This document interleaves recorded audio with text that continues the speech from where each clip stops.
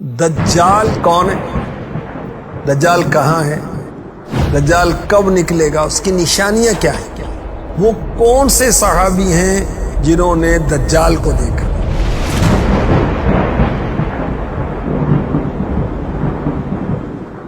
دجال کا لقب مسیح الدجال یوں کہا جاتا ہے نا۔ مسیح کیوں کہا جاتا ہے؟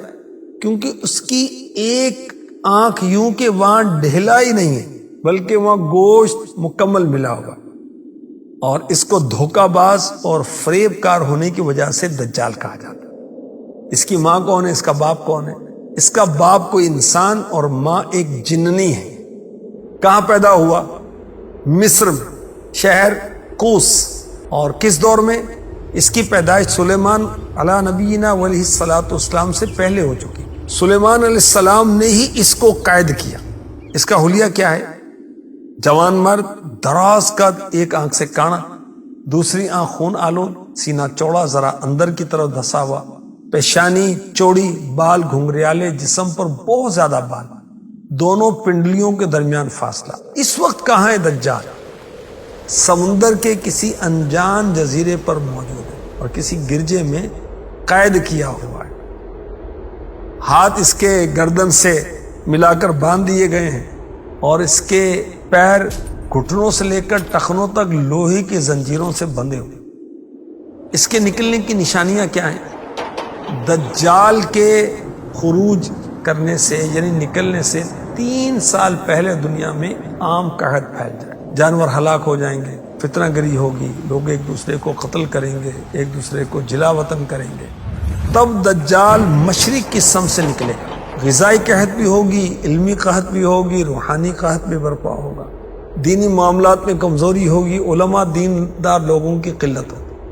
ہر نبی نے اپنی امت کو دجال سے ڈرایا، حتیٰ کہ حضرت نوح علیہ السلام اور ان کے بعد آنے والے تمام انبیاء نے بھی اپنی امتوں کو دجال سے ڈرایا۔ کس صحابی نے اس کو دیکھا؟ وہ ہیں حضرت تمیم داری رضی اللہ عنہ۔ آپ نے پیارے آقا علیہ السلام کی بارگاہ میں عرض کی کہ ایک سمندری سفر میں ہم گم ہو گئے، ایک جزیرے پر پہنچے، وہاں لمبے لمبے بالوں والا ایک جانور آ گیا۔ اس نے کہا میں جساسا ہوں۔ وہ ہمیں ایک گرجے میں لے گیا جہاں ہم نے بڑی جسامت والا ایک انسان دیکھا کہ اس کے ہاتھ گردن سے ملا کر اور اس کے پیر گھٹنوں سے لے کر ٹخنوں تک لوہے کی زنجیروں سے بندھے ہوئے۔ اس نے ہم سے کئی ایک سوالات کیے، ان میں سے ایک یہ بھی سوال تھا مجھے عربوں کے نبی کے بارے میں بتاؤ۔ انہوں نے کیا کیا؟ تو ہم نے اس کو آپ صلی اللہ علیہ وسلم کے حالات سے خبردار کیا۔ تو اس نے کہا میں مسیح الدجال ہوں، ان قریب نکلوں گا اور سوائے مکہ و مدینہ کے پوری دنیا کی سیر کروں گا۔ دجال جب نکلے گا تو گدھے پر بیٹھا ہوگا، 40 دن دنیا میں ٹھہرے گا، جس میں پہلا دن سال بھر کا ہوگا، دوسرا دن 1 ماہ کا، تیسرا دن 1 ہفتے کا، اور باقی دن معمول کے ہوں گے۔ اس کا گدھا اس قدر تیز ہوگا کہ جہاں نظر پہنچتی ہے وہاں قدم جائے گا۔ اللہ اکبر۔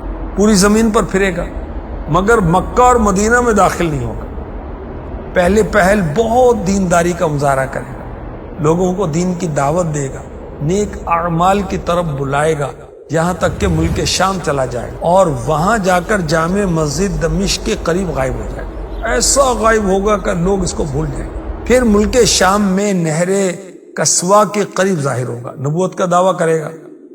پھر اس کے بعد خدائی کا دعویٰ کر دے گا، استغفر اللہ، لوگوں کو عجیب و غریب شعبدے دکھا کر ان کے ایمان برباد کرے گا۔ اس کے ساتھ 70,000 یہودی بطور لشکری ہوں گے، جہاں تک کہ شیاطین اس کی بات مانیں گے۔ اس کے لشکر کے ساتھ حضرت یاسع علیہ السلام اللہ کے نبی ہوں گے، جو یہ کہیں گے کہ یہ جھوٹا ہے، دجال ہے۔